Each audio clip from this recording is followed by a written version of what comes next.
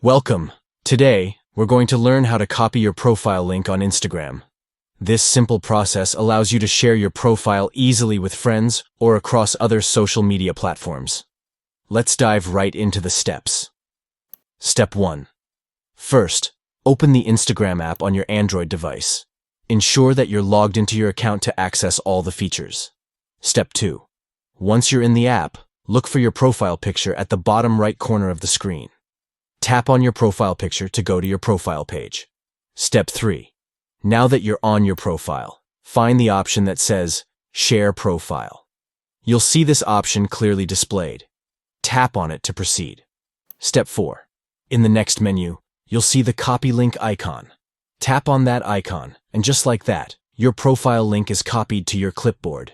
And there you have it. You've successfully copied your profile link on Instagram.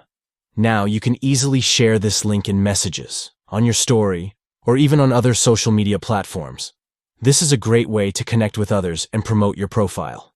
If you found this video helpful, don't forget to like, share, and subscribe for more useful tips.